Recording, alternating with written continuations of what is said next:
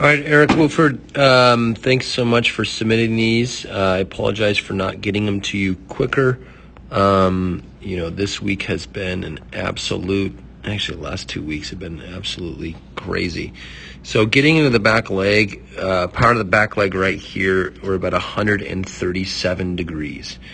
I want that to be below 110. So what that means is you have a lot of ability to squat and keep this hip low. That's about 4 or 5 inches lower. But if you like to be below 110, somewhere in there, if you got in, that's about 100. So if you can sit on that back leg a little bit, you're going to have more hip activation, and you're also going to be able to rotate your hip quickly and further down the mound. So that's going to be a huge difference. Let's look at your back leg as you go, though. Let's see here. As you throw that ball, you're not throwing that ball yet. Thrown. Back leg looks not bad. It's not bad. Not bad. Although I think by squatting and loading into that back half a little bit better, I think it's going to be beneficial for you. Just more ground force contact. So, thanks for. That's awesome. It's perfect. Okay. All right. So now let's go into the front knee, and so power to the back leg is definitely something I want you to work on. As you plant first, your knees here.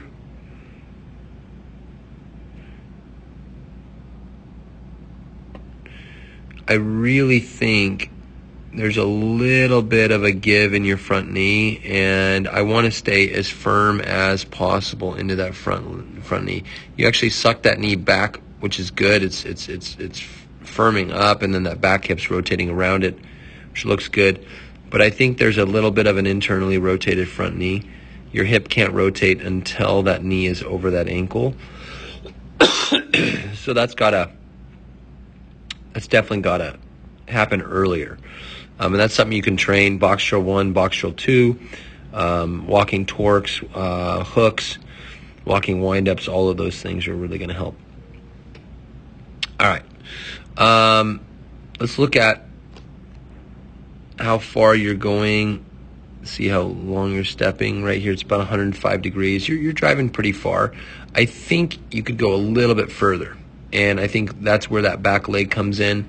It's going to be really important for you to stay lower, and you're going to be able to drive further. But 105 is not bad. I want it to be about 110 degrees, so you could probably 4 or 5 more inches extension in that front leg, a little bit longer. Let's see here. All right. Front knee, like I said, it does firm up pretty well. 146, which is great. That's not an issue. Let's look at your posture next. Posture at ball release. Let's see here.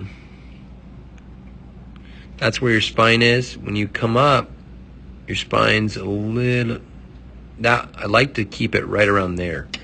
If you can keep it right around there, that's really going to help you minimize your head movement. But watch where your head goes. Your head goes in front.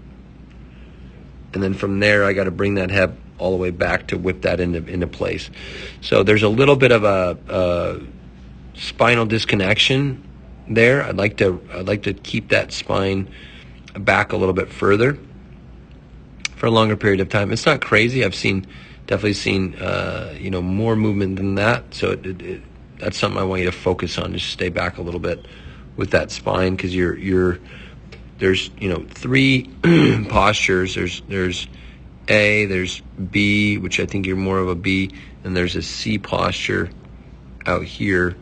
And so we want to maintain that posture because that's your arm slot. We're not going to make you into a different player. So let's look at release point next. So starts here. Looks pretty good. Starting to come off of that front foot right there. So that's you're looking at beyond that front foot, which is a late launch, which is what we want. That's fabulous. And so that's pretty good. And let's see here, no issue there. We're going to look at stacking next. And you do a good job of starting that back leg and you're pushing inside, which is awesome. But what I would like to see is this head stay back a little bit longer. And as you stay back longer, then once you plant, right now you're almost straight up and down. And so then you got majority of your arm to be used as opposed to landing with your spine back a little bit. Then you got a little bit of your core to work with. You got your front leg coming back. Your chest is going over. You have a little bit more to work with. So that stacking out of the upper body, I want you to work on that. There's some drills to fix those. Just staying back. A lot of the knee drills focus on stacking and staying back. So that's something I want you to work on as well. All right. Let's look at the front glove. Front glove's a little bit low. You can see how low that elbow is. I'd like to have it at least at that shoulder height, and that's going to help you support that rotation. That front side needs to firm up, both the front leg and that front glove.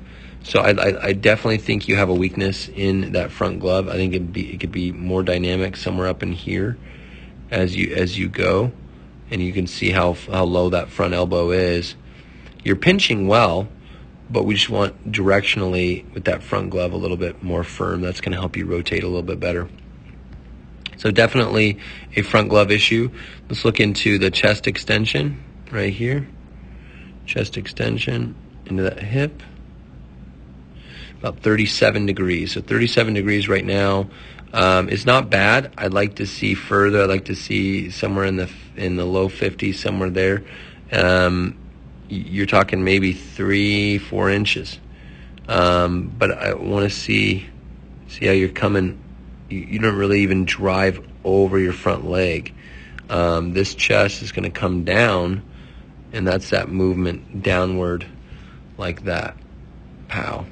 So definitely could use that chest extension. That's something that I think that would definitely benefit you in the long run and in the short term as well. So chest extension's an issue. And the last one is what we call an arm fly out. And you can see how your arms here, theoretically, we want to get, somewhere in there. I want to push through the ball. So as you lay back here, instead of going straight forward, your arm goes out. So I want to have that arm go that way as much as you can. Part of that's a chest extension issue, and so that's an issue. And part of that is that hip rotation as well. So that comes back here into the load issue. And then hips, rotate, chest, and then my arm.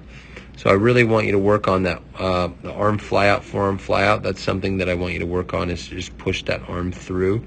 And that's something we can definitely improve on with those drills, and then also the strength in the bands and the weighted balls. So thanks so much for tuning in and sending this in. I apologize for it being so late, and I'll talk to you soon.